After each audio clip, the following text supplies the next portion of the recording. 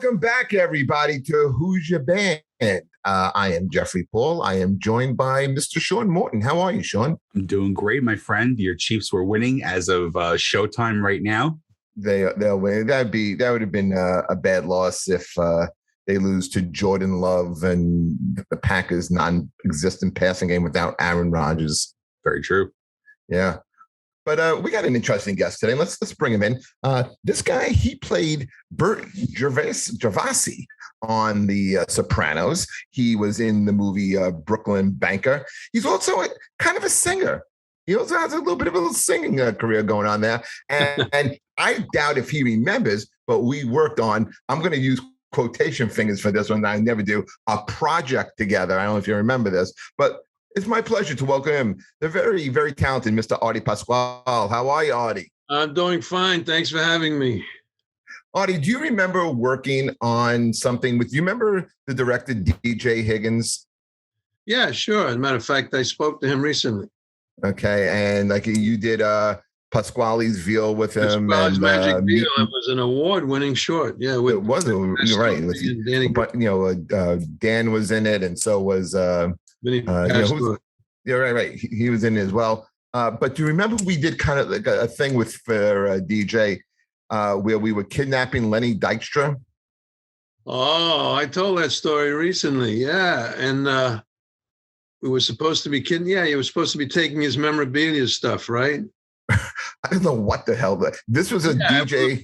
They broke into his house and they were going to tie him up and taking his memorabilia stuff, and then, of course, trying to sell it. And he, he mumbled his way through it, I guess, as best he could under the circumstances. Right. But and it was at a house, I think, down in Linden or Scotch Plains, someplace. Yeah. It was in, it was in New Jersey, and it was me and another comedian, Kevin Dombrowski, who were cast as the kidnappers. Yeah. I remember. And he was making fun of you guys. It was a comedy. It was a comedy, right? But we had to kidnap Lenny Dykstra, and you're right. Lenny Dykstra was. If I saw Jeffrey Paul and Kevin Dombrowski trying to kidnap me, I would laugh in both their faces. Wait, and we were wearing Trump and Reagan masks. Yeah. Christ. This is a classic. This was I don't know how that didn't go anywhere.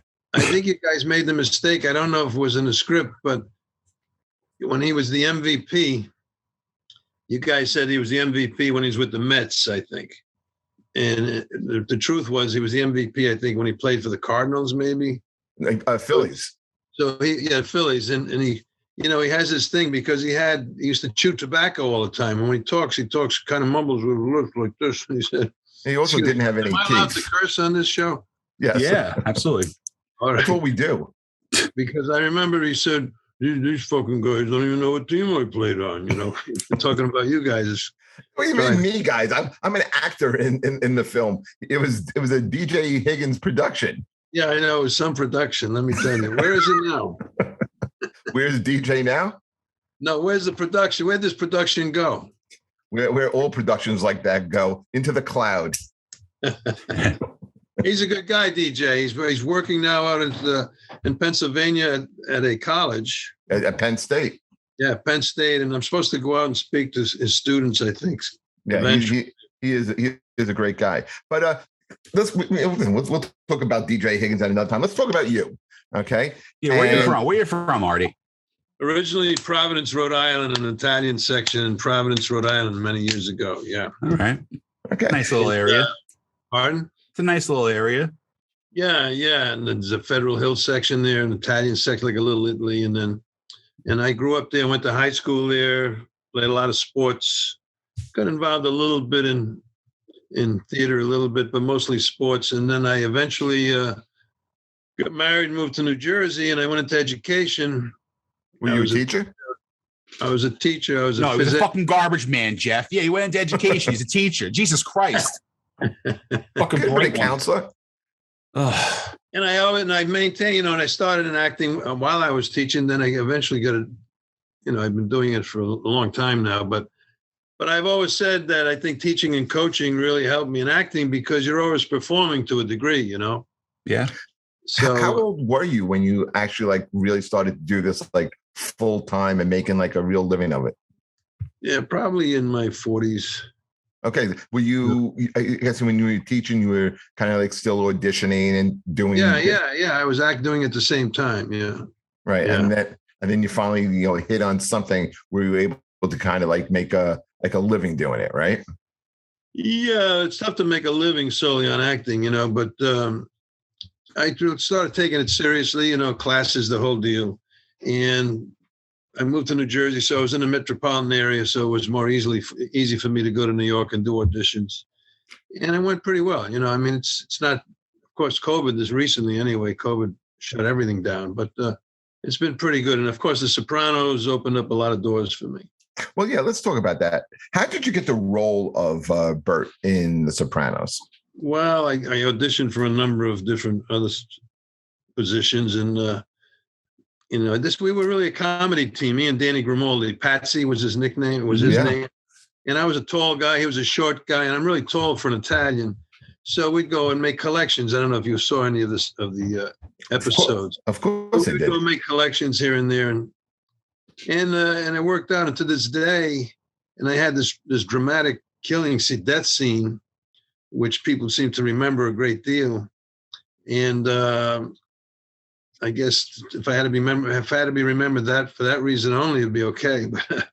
But I was just telling my grandson, as a matter of fact, I'm walking down the street in Mulberry Street, and the guy taps me on the shoulder, and I'm startled, and I turn around, and in a Norwegian accent, which I can't do, he says, "You're Bert Gervasi, Silvio strangled you, huh?" And the guy was from Norway, so it's crazy. I go into a restaurant, people start calling me Bert, and I was a minor player compared to most of those people, but it's just unreal how many people are, even now, more people, younger people are looking at it. Yeah, I mean, it's going to go down. It's going to go down as the greatest drama of all time for television, without question. And that's the beautiful thing about it is that, no matter whether it's Gandalfini or whether it's a smaller role or somewhere in the middle where you were, you're always going to be identified by that role. Yeah, there's just a cult of people that know every character, all the lines. It's unbelievable. It's just hard to explain to people. But yeah, the good thing about it though is like, and this is not knocking the role that you had in the show, is that the higher up that you kind of went in that series, I think the more typecast you would be in trying to get other roles. Like I can't see Tony Sirico in anything else besides Paulie Walnuts. Like the only he's always going to be identified as that. But other characters, I think, would actually be able to merge into other roles a lot easier. Yeah, it's hard to get away from that. It's true. I'm either a mob guy, a lawyer, a detective. I just did a thing in Florida called Mob Kings, which they're trying to use as a TV series. And it's typical mob situation. But if it's well done, after The Sopranos, there were so many copycats and people were making movies, with their cameras thinking they were going to make this great soprano type movie. And it just doesn't work that way. Like you say, the writing was like unreal. And they didn't deviate from the script at all. Perhaps Gandolfini was privy to it, but you had to stay strictly to the reading. Do you prefer more drama than comedy, or do you dip your toes in the comedy water too? I like, I've done a couple of comedies recently, one I'm doing now, but I like improv comedy more than I do written comedy, because if it's not really funny to me and it's being written by you or whomever, it's hard to make it funny, It's true, very true. That's really funny.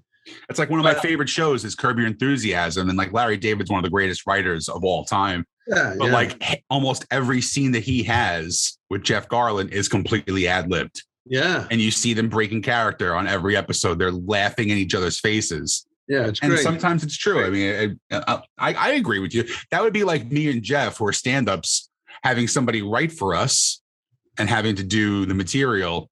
And then if it's just not good, no matter how good we are as comics or as good as I am as a comic, it's never going to fly. You know what I mean? Yeah, it's just hard to duplicate it. I think it comes across as more natural when you're doing improv. Yeah. And I think as comedians, I mean, when I audition for things, and I've gotten a bunch of different commercials and stuff, and I think they like hiring comedians because one, think about who's writing the script for some of these commercials. It's some ad guy at an ad agency. When they're hiring a comedian, there's a lot of liberties with those scripts. Well, as long as you're getting across the point of the product that they're trying to sell, if you could kind of spice it up, pepper it up a little bit, they're more than willing to let you kind of like play with it. I heard like on The Sopranos, Chase would write these scripts with his team of writers, and it was basically verbatim. You guys had to kind of, do the words. Yeah, I mean, I'll give you one quick example. One of the first Sopranos that I did, I'm playing cards, and I had one word. That was my line, one word. We're playing cards with Joe Gandalfini, who played Vito, and Tim Daly, another actor. We had him on the show. And the dealer says to me, now the line was fold. I throw my cards in, push the chips over. So the guy said, I think Buscemi maybe was the director. Anyway, it came to me, and out of disgust, I said, I fold. Natural thing, just like I was playing cards, I fold. So the scriptwriter came over to me and said, Artie, not I fold, just fold. Now, to me and you and anybody else, you say, what the hell was the difference? But that writer, and I tell students this sometimes, that writer wanted it said that particular way in that circumstance for a particular reason. So whether it's one word, 10 words, or 20 words, you treat it like essential to the writer in the way he wanted it. But it was just, what's the difference? Where I said fold or I fold.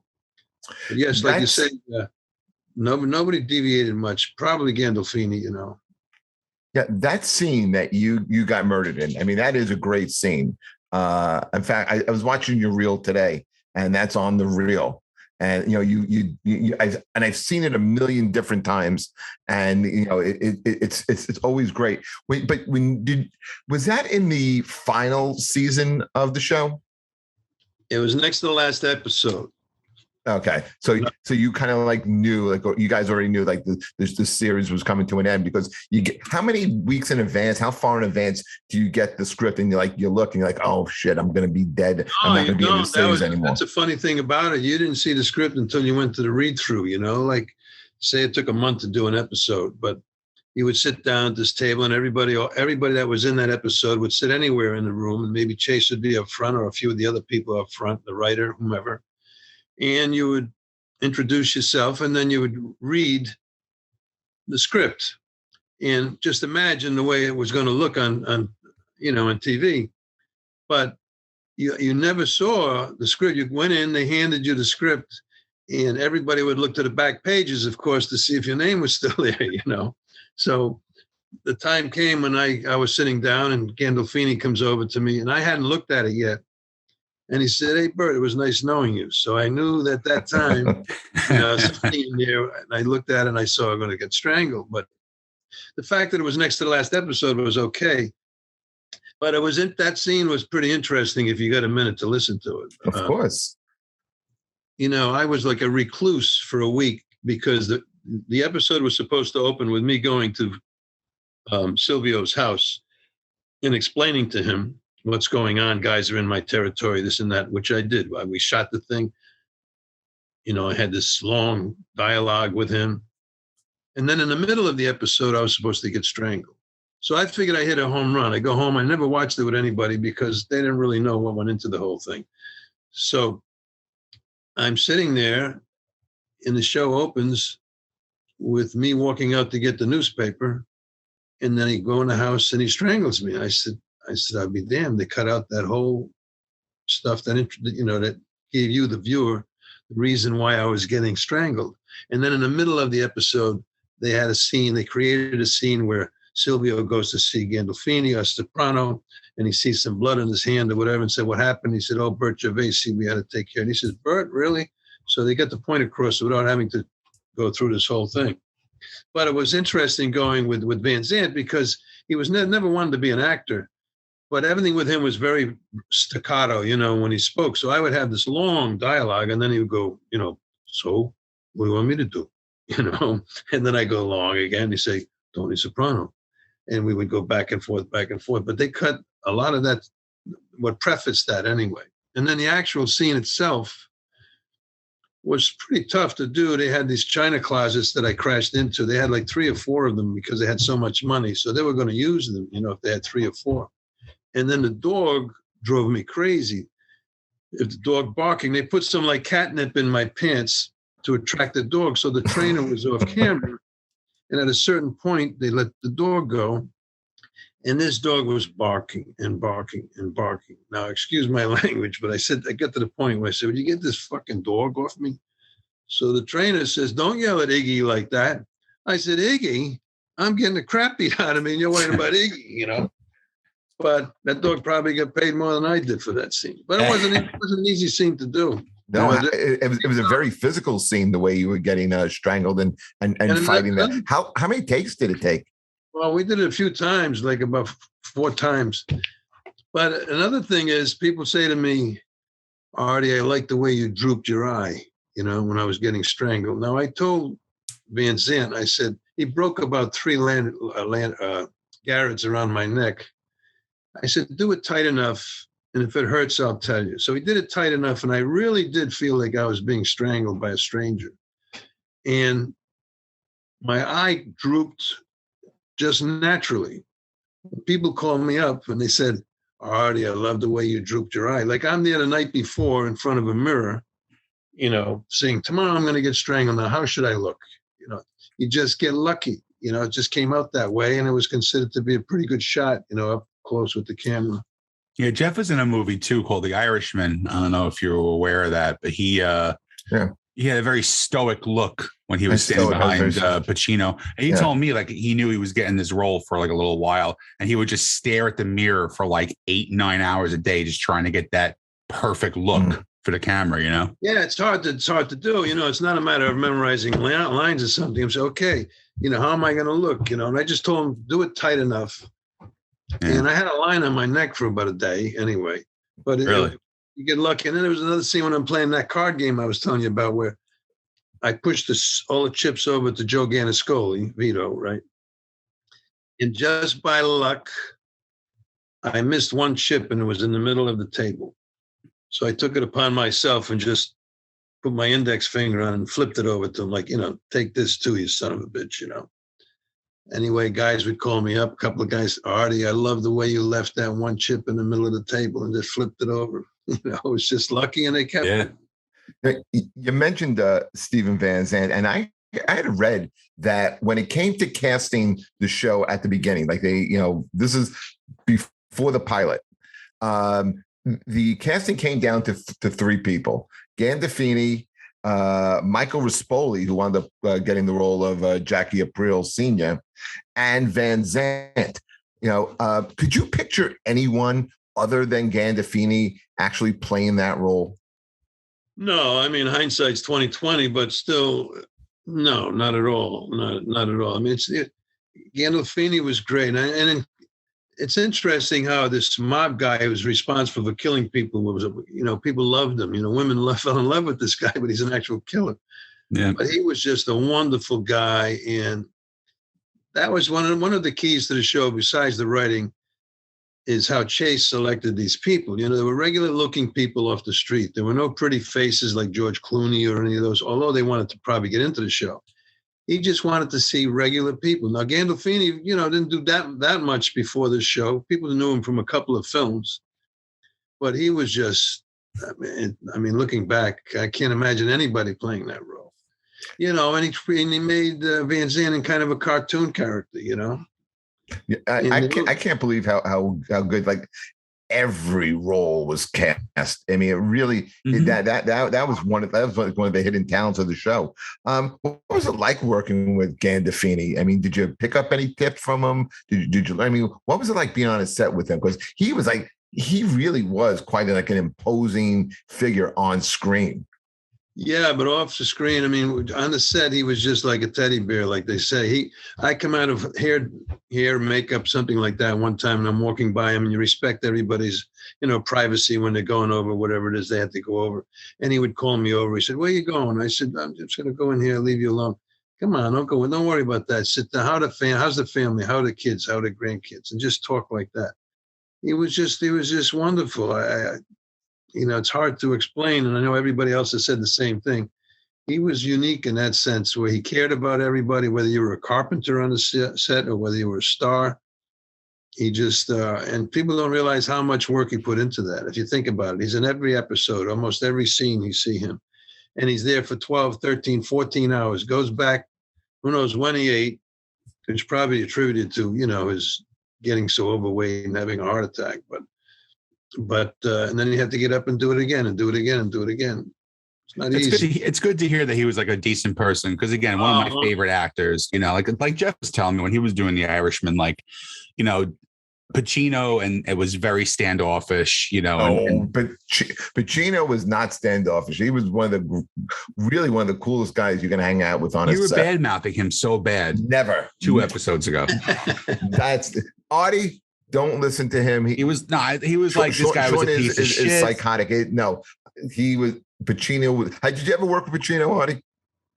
No, I had a chance to be in The Irishman, but I had open heart surgery. Wow. Okay, I was wondering how you. I mean, everybody else in our area got a part in the show, but I got to work with him and De Niro, and they were both great. I mean, but Pacino was awesome. De Niro's kind of he's aloof a lot. De Niro's I don't want to get into his politics, but we can talk about it. We don't give a shit. We don't have enough time. No, but Pacino was like he was kind of like he wasn't aloof at all. No, in fact, he's just a cool guy, Yeah, he was like very like up. He didn't want there to be any downtime. I had to go to a rehearsal with him. He was a lot of fun on the rehearsal, and then then they bring in like 200 extras in this scene. Yeah. And you have all these guys from the Bronx and from Staten Island, Brooklyn. They're seeing Pacino. This is like their idol. And they're like, "Hey, Al, welcome to the Bronx. Hoo-ah. Hoo-ah." All kind of shit like that. And he's just like more than gracious and a gentleman. Like he knew like this was like his crowd, and he was very, very cordial to everybody. And then like when we were like doing in interior scenes, and it was just like just a couple of us on the set, when we had downtime, he was great. De Niro was a little bit different guy. He was more cerebral, but he was still like polite and cordial as well. Yeah, I auditioned for a couple of films with De Niro, and it's funny when you slate, it's usually, as you guys know, it's your name and the character that you're auditioning for. Well, the first question they asked me was, "How tall are you?" I'm like 6'2", and I said I was 6'1", because the role was going to place me next to or near De Niro, and he didn't want to be upstage because De Niro, as you know, in The Irishman, he wore like 4-inch lips on his shoes, and they shot it a certain way so you never see it, because most of those guys are short, especially De Niro.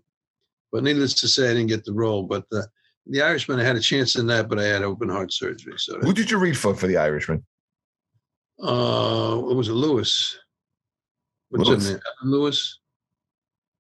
Yeah. Who wound up getting the part? I don't even know, to be honest with you. I don't know. I think, as a matter of fact, in The Irishman, I think Joe Pesci was probably the best actor in The Irishman. Without a doubt, he was great. We had past guests on this show. We had Robert Finero on, and I read for the role that Robert got. And he got it, but I wound up getting. I shot 5 scenes and 3 of them made it into the movie. But speaking of movies, I wanted to ask you, did you see the Many Saints of Newark? Yes, I did. What were your thoughts on that? Please. Yeah, Artie, please tell me you fucking hated this movie. Well, I wouldn't put it in those terms. Come on. But I'll say I disliked it. How's that? Thank you. I mean, I could elaborate and put some French pastry on my explanation, but no, I agree with you. I was very, very, very disappointed. I don't know too many people. I don't know anybody that said they liked it, to be honest with you. I know 2 people. And I mean, these are people that are in the industry. So I don't know. I didn't get it. The whole thing with Ray Liotta playing 2 roles, and even Ray Liotta trying to speak Italian killed me. Right. It's just, I don't know. I didn't like it at all, really. Where did they go wrong with it? Pardon? Where did they go wrong with it? Not writing a script? Maybe we've been spoiled with David Chase and The Sopranos, and maybe I think most people went to see it out of curiosity, of course. But but you got this girl from Italy that she just wants a relationship. He ends up with this guy, that guy, and then a black guy, which probably wouldn't have happened during that period of time. And then, dumping her in the ocean and all this whole, I don't know. I just didn't like it. I didn't. It was too you're an old school guy. I thought maybe one of the best actors in the whole movie was the first kid that played Tony Soprano, the little chunky kid, the little fat kid. Yeah, yeah. I don't know who he is, but and then I thought they could have done something with Tony's wife or wife to be. She was there for 30 seconds. Well, I think the way that they cut the trailers. How are you? They could have done something with the characters more, especially Tony's relationship with Carmela. Show something about how he was dating her. He fell in love with this girl at a young age or whatever. Something. I think it was kind of the trailers were cut to make you really think that this was really about a young Tony Soprano. The trailer looked amazing, and when you realize it's all about Dickie Moltisanti, but that's not going to sell the movie. No, it's Gandolfini's son playing him is just selling the movie. But I think the guy who played Moltisanti was fantastic. I thought he was really, really good. He was the best part of the whole movie. Yeah. But I don't know, they're talking about a sequel. I don't know. Ugh. I thought it was extremely choppy. I think if you remember, like from what really made Tony go into that life was, remember he held up the card game with Jackie Aprile? Yeah. Right. Okay. Never even referenced in this movie. Yeah. Another thing. You guys are younger than me, but I remember Tony Imperioli was this big Italian guy that was like the protector of the Italians in Newark at the time. He actually drove with a tank. He had a tank in his neighborhood. He was a big to-do at the time, and it was never even mentioned in the movie. And I'm surprised because Chase knows of that. The one thing I was worried about with this movie. I was like, the one way they could really screw this up was to make it woke. And that's exactly what they did. There was like, what was the purpose of the scene with the slam poetry? And then, like I was gonna say, you're an old school guy. You knew what the life was back then. What would a black guy coming into just strolling in to the back of the club, and no one's gonna mention it, no one's gonna say anything about it? Yeah. Like he came in like he was Billy D. Williams. Yeah. Even being with the white girl, I didn't think that was going to happen. Of course, they had to cuck out Dickie Moltisanti. Of course, they had to do that because they had to make it woke. That's how you have a shitty script, and then you're also going to like alienate most of your base who's going to come and support this movie. It was such a train wreck. I was so disappointed in it. Yeah, me too. Me and a lot of other people, but a lot of people are being closed-mouthed about it, but that's the nature of this business. Yeah. Did you on the set? I mean, there was a lot of great actors on this set. Like you had mentioned Buscemi, and we talked about Gandolfini and Joey Pants on the set. I'll tell you my favorite actor who I worked with in the Brooklyn Banker was David Proval. He was great. Great role. I did a movie with him recently, and he's a wonderful, wonderful guy. If you walk down the street, he looks like Columbo. That's how he dresses. He's not one of these slips, these fast-talking guys and whatever. But I did this movie with Federico Castelluccio, actually directed it, and Paul Sorvino was in it, and David Proval was in it, and we did a scene. I'll explain this scene to you as quick as I can. I'm sitting in this club just reading a newspaper, and he's supposed to walk in and go talk to Paul Sorvino. Now it's a downtime. The lights are being changed. There's nothing going on, nothing whatsoever going on. He comes over to me. My character was Philly, and he comes over to me. There's no action or anything now. He just come over to me, and he says, "Hey, Philly." He says, "Remember when we used to play basketball and you threw me the ball and I threw it over the fucking fence, huh?" Taps me on the shoulder and walks out. Now, why did he have to do that? He could have said, "Artie," He didn't have to do anything. He wanted to put me in a situation, or my head in a situation where when he came walking in, when we actually shot it, that I might recognize this guy from the past, and I might have some little emotion to my whatever it was that however I looked, and it helped him as well. I mean, we shot it, we walked in, he pointed to me, and he kind of gave a grin.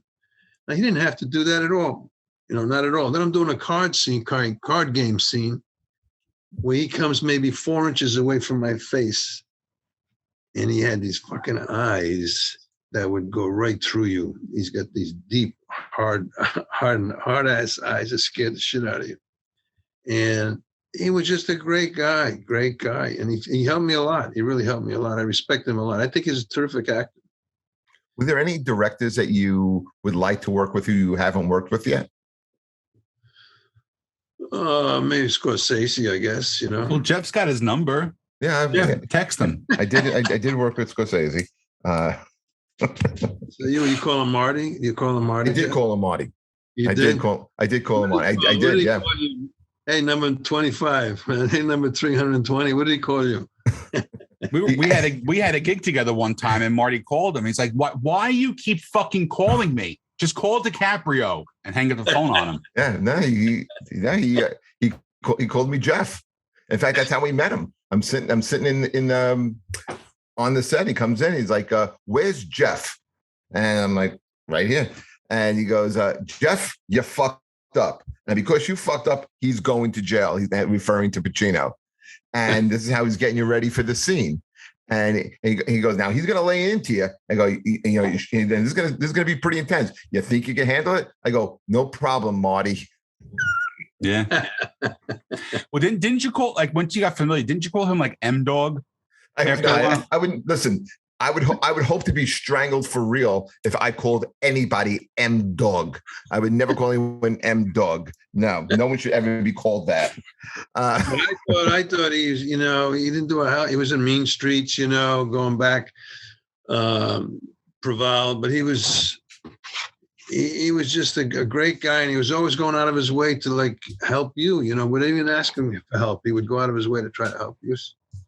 He had some dark scenes in Sopranos too, when he was like having sex with Tony's sister with the gun to her head. That was some dark shit. I mean, this guy up close, his eyes would go right through you. You could tell right through the screen too. He was in Shawshank too, right? Yeah. He was great in that. Another great actor, but not in the show. I'm getting off subject, but he was a good friend of mine. He passed away. It was Danny Aiello. I don't know if you guys know him. Of course, sure. Oh yeah, I've met Danny a bunch of times. Great guy. He was in the professionals, and there are a few, do the right thing. I thought he was a real good actor. Yep, one of my favorite movies was Moonstruck. He had a great role in that. Yeah. He used to own a comedy club in New Jersey for a little while too, which was in Hoboken, which was right on top of an Italian restaurant for a while. He was always there hanging out, just sitting in the back and laughing all the time. Tutta Pasta, exactly. He had the comedy club upstairs. We used to go every Thursday night and hang out there. Yeah, I may have bumped into you already. You never know.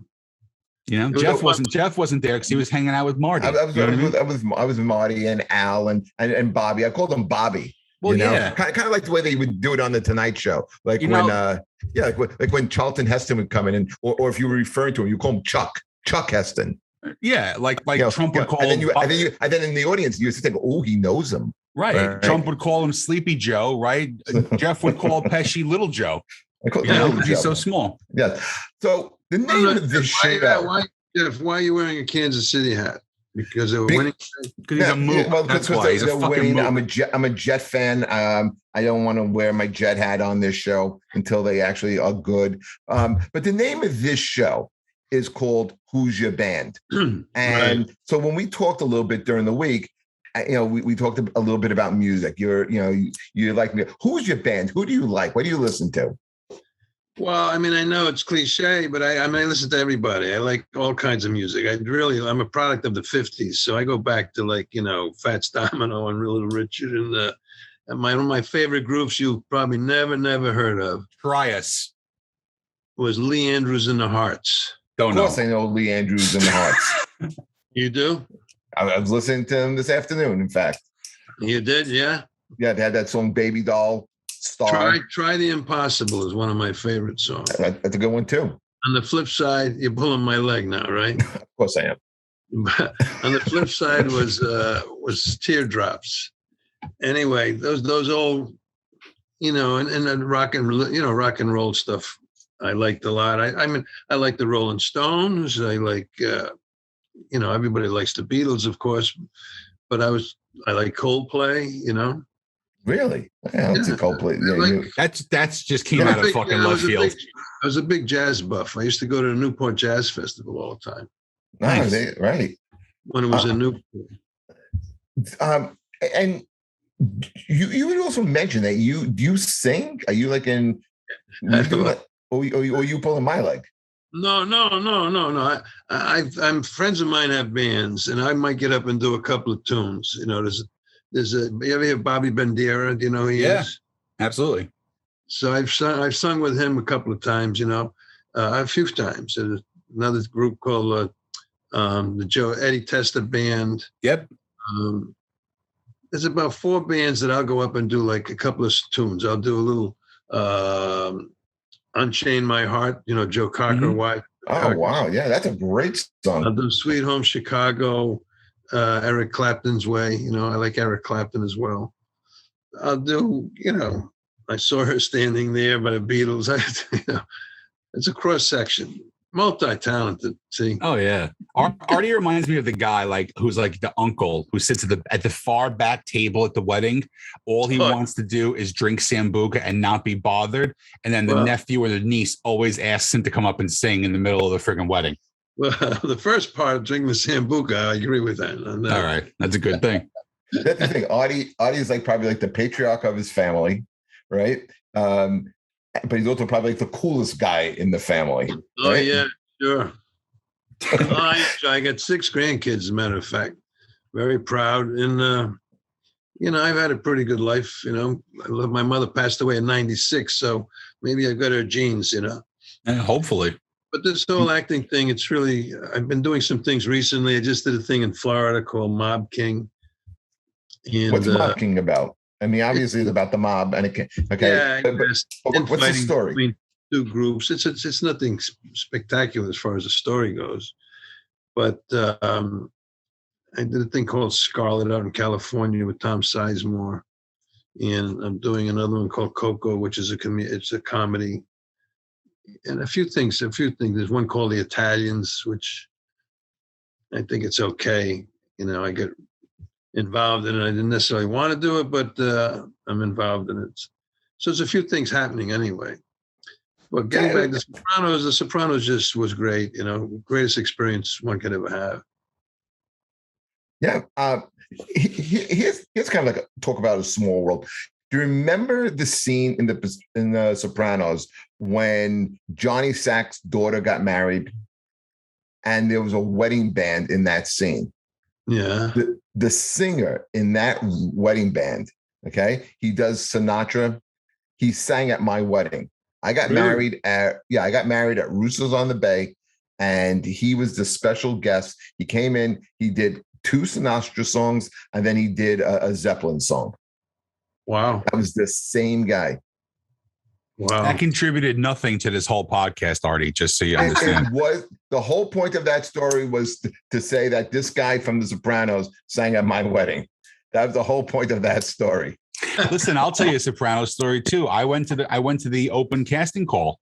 I guess it was in season 3, and that was the one where Jenny Sachs got cast in the role. Did you audition for Jenny Sachs? I could have. I didn't have the beard at that point. I'll tell you about Jenny Sachs, right? Her name is I know her father and her mother real well. Moreno, her last name was Moreno. Denise Moreno is the wife in the show, right? So so Denise goes down to Harrison High School with 15,000 other people, right, to audition for the show.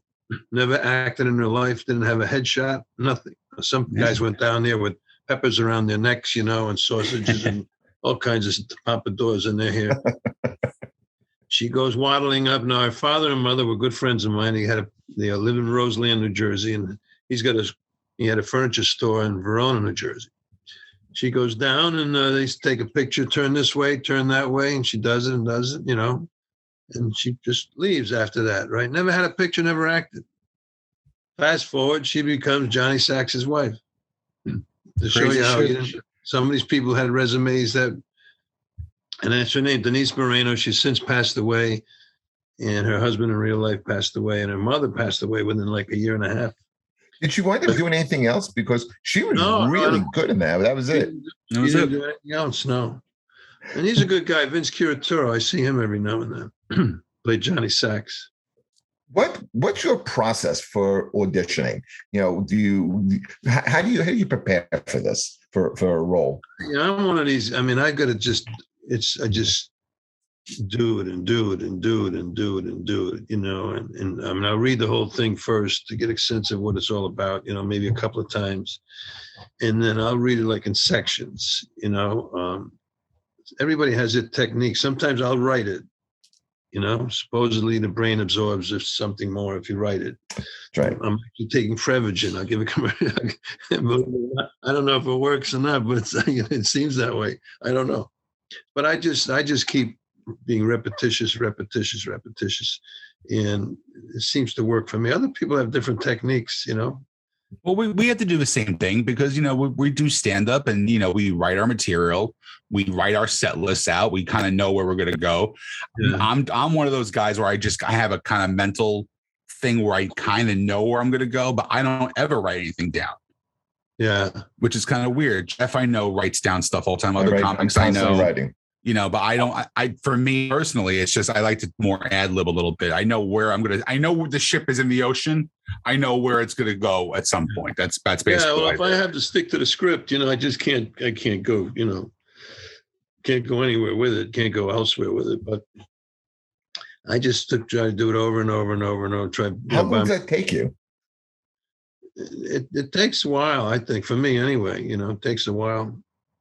What's a while? Right. I remember quite a while ago. As a matter of fact, David Provallo said this to me. He said, "Artie," he said, "you're naturally good. Just give it to you. Just be natural." He said, "The lines will come." He says, "You know, fuck the lines." He'll say, "You know, you'll get the lines. Don't worry. Just don't try to be the character as much as you think you should be," which is true. You get caught up in a character sometimes too much. So I just try to be natural about it, you know, without even thinking about it. Sometimes it works, sometimes it doesn't, depending on the subject matter. If it's a foreign subject matter of some kind, you know, if I'm not acquainted with the subject matter that much, it might be a little more difficult, you know. But anyway, you try to do your best. I'll give you a little story about the Sopranos. We got time? Yeah. We got a few minutes. Yeah. Very few people know this story. I grew up in Providence, Rhode Island, and my aunt and uncle this is the first episode of The Sopranos now, if you can remember what it was. Yeah, it was like 97, 98. Anyway, my aunt and uncle they had a cafe in Providence, Rhode Island. All the wise guys used to go in there. This is real life now. Anyway, a guy used to go in there, and he was going to go in there at 1:00. He used to go every day, and he was going to get shot in there. So, like Tony Soprano, with Artie Bucco, right?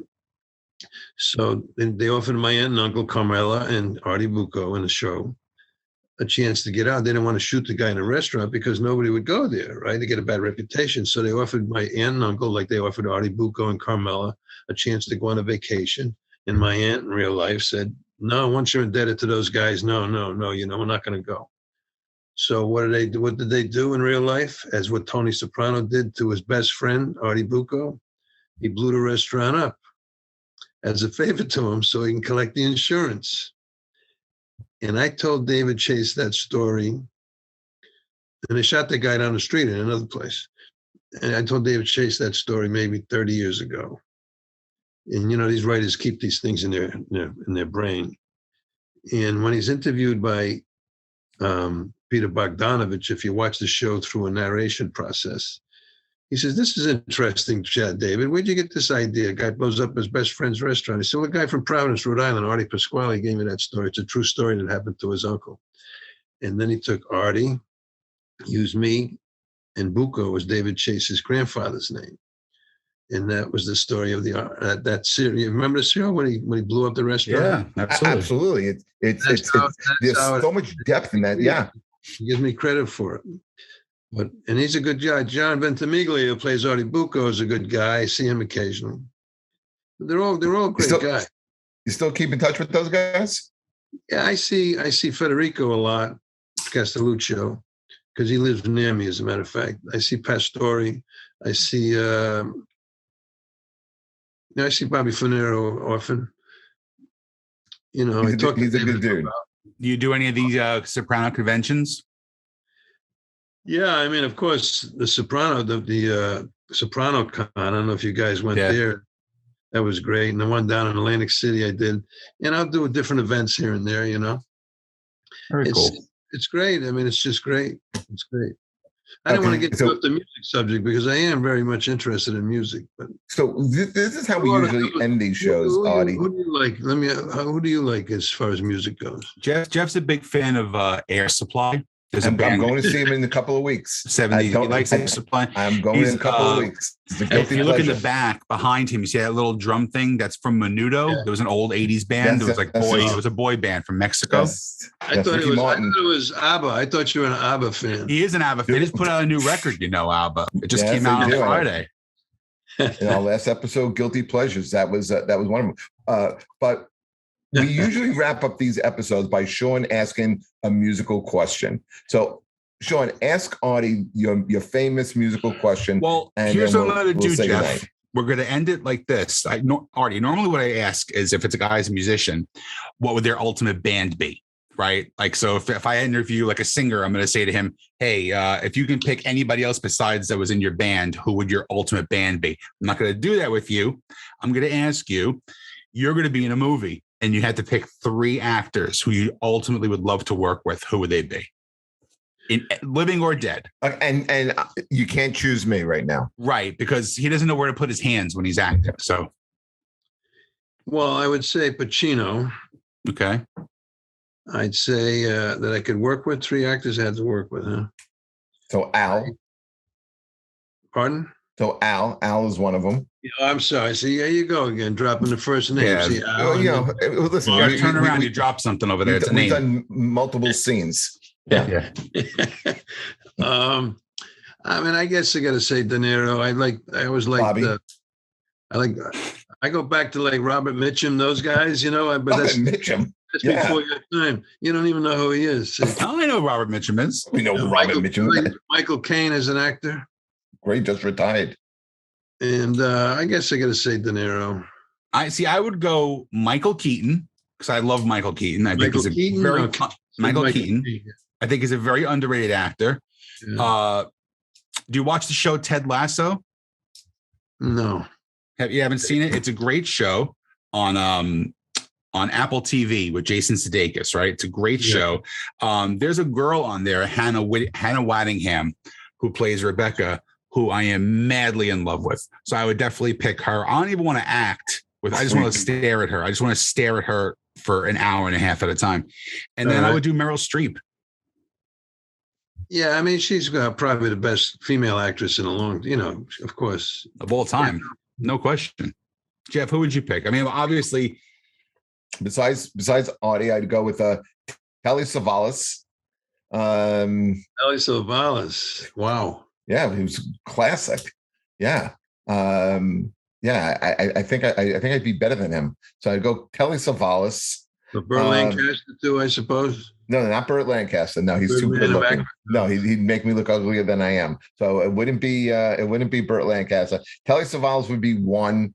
I probably would. I mean, would love to have done a scene with Robin Williams. I thought he was absolutely incredible. Can do anything, and man, if I could, these all sound like old timey, but I would have loved to have worked with Brando. Yeah, I thought you meant contemporary. Of course, Brando. I mean, you guys are going back. I mean, if we can go contemporary, Brando. Because everyone I named is dead. Guys who are working now. Geez, who? Another great actor was he just he killed himself recently? Not too long. He's got 3 Robin names. Williams? No. He was in Son of a Woman, as a matter of fact, as a student at the school. Philip Seymour Hoffman. Yeah. Oh he's my a great God, actor. Phenomenal actor. Yeah. Daniel Day-Lewis. Great actor, sure. Yeah, I mean, there are a lot of great actors. Artie, this was a lot of fun today. I gotta tell you, I love bullshitting about you guys. I appreciate you asking, first of all. Yeah, and we love talking Sopranos. We love just bullshitting. That's what it comes down to. Sometimes we talk about music for an hour. Sometimes we talk about it for 3.5 minutes. Who gives a shit? Where am I going to see you guys? You can listen. Where do you live now? I'm in Jersey, North Jersey. Yeah, so I'm in Central Jersey. Jeff's in Staten Island. So, we got a show coming up in 2 weeks. Maybe Jeff will send you the info and come up. It's up by Peekskill. How'd you get hooked up with a guy from Staten Island? Who, me? Yeah. Well, you know what it was? I was this is a true story, and we're going to end it with this. I was at the Vince Lombardi rest area, and I was about to I was taking a leak, and I heard this guy tapping his foot on the floor. Right. And then he started putting his hand underneath the thing, like waving me over. And then I was getting pissed off. And then I found out he was a comic. And then we made I was looking for change, is what it was. Were you was he with a guy named Marty? No. Marty and Al, we all road tripping. When you're hanging out with your pals. Yeah, they're at the Roy Rogers, and Jeff was in trying to pick me up in the bathroom. Yeah, the three of us. We were just doing a guys' weekend. How guys do, how friends do it. Roy Rogers left, I think, right? The one at Lombardi rest area. Anyway, I thank you so much once again. You guys are great. Really appreciate it. A lot of fun. Where can our fans see you? Well, basically, I'm not on Instagram. I was on it. I'm not in it anymore. I can't take it. But just Artie P. You can call me. They can text me. They can email me. ArtieP21@Verizon.net. ArtieP21@Verizon.net, and I will respond. Very cool. Thank you so much, Artie. Artie, thank you so much for coming on. We really do appreciate it. And we'll catch everybody back with another episode of Who's Your Band. We have a great, till the end of the year, we're going to have a whole bunch of great shows. Keep subscribing, keep following us, and we really appreciate it. Take care, guys. Have a great week. See you later. Bye-bye. Bye-bye.